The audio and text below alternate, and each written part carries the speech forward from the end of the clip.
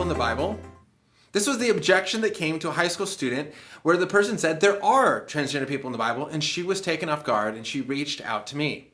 Now, what I talked about in the last video, part one of this little short series, is we should ask the question, well, how did you come to that conclusion? Can you point me to some Bible verses? Not to be like, prove me wrong, but to say like, hey, let's look at some verses and let's figure this out.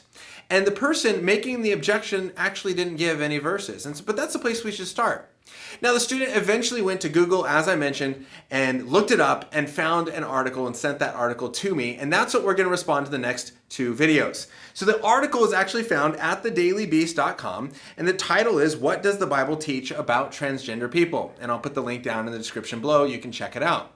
But there are two parts of this article that I'm going to address in these videos. The first one is, well, what is gender? How are we discussing this idea of transgender in the Bible? And the second thing is, who are some examples of this? That'll be the next video. But he starts off in this article disagreeing with the traditional Christian view of that God's design for gender is determined by biological sex and not self-perception. And he disagrees with this for two reasons. The first thing is this. He says, in the Genesis story, God created human beings of male and female sex, but the creation story says nothing about gender. Well, there's a reason for this, is that the words gender and sex were interchangeable through most of human history. These two things were interchangeable. You could use one or the other. And so in Genesis, when God is saying that he created male and female, he was talking about male-female sex. He was talking about male and female gender. It is only recently that we've divided these two things, and he's going to give the definitions here in a moment, and where we say, okay, it was talking about sex, but not gender.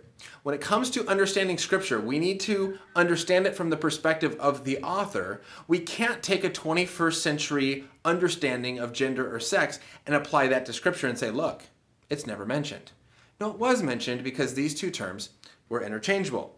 Now here's where he gets the definition of gender, and here's the second thing I want to address. He says, remember, sex is not the same as gender. Definitionally, sex is about chromosomes, gender is about cultural practice. Sex is what's between your legs. Gender is what is between your ears. Male sex means I can grow a beard. Male gender means it is socially acceptable for me to do so.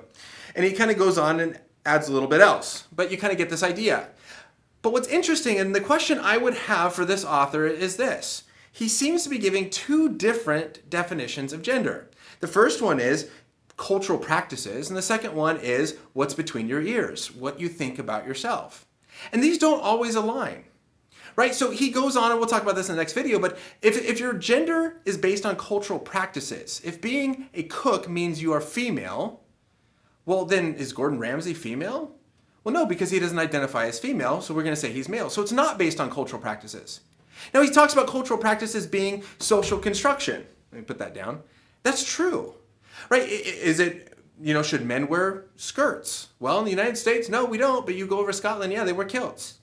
Right? So there are aspects that are cultural practices. That is a social construction. But does that mean that all gender is a social construction? I would say no, it doesn't. And so what I feel like is happening here is that he's defining gender in a way to then show that there are transgender people in the Bible. If it's based on what you identify as, I don't know of that taking place. And if there is, we're going to talk about that in the next video. Sorry, I keep kind of jumping to that, but there's some explanations for it, and we'll talk about that. But I just think it's interesting here that you define gender in a way. Gender is what's between your ears. Gender is cultural practices. Therefore, this is what we see in Scripture. And I want to push against that and say, one, in Scripture, gender and sex were interchangeable, and gender was defined by biological sex. That is how Scripture presents gender and sexuality. But the second thing is if we're going to define it as what's between the ears, how you identify, and cultural practices, those things don't always match, right? We would never say just because you're a figure skater, you're therefore female, or a ballerina dancer, therefore you're female if you dance, right? We understand it's a very cultural big no-no. Don't do it if you assume that someone is gay or transgender or something just because they do something. But here's what he's saying is if your gender is based on a cultural practice, well then if you are biologically male, but you do something that's culturally female, then therefore you're gendered female. But that's not true. Again, Gordon Ramsay, a cook, a chef, is not female. And they're all women who are CEOs of companies. We would not say they're gendered male because we understand these are social constructions that don't line up with gender and don't always match again with what goes on between the ears. So the first thing I want to push against here is the simple idea of gender. We're defining it in a way and then trying to apply that to Scripture, and it simply doesn't match. When we read the Bible, we need to understand the biblical definition of what that author meant when he wrote it thousands of years ago, not what we mean, and apply that to Scripture. Come back for the next video and make sure you subscribe so you don't miss it as we discuss some of the examples that he gives in Scripture where he says there were people that were transgender. Have an awesome rest of your day. Hopefully this helps a little bit in understanding.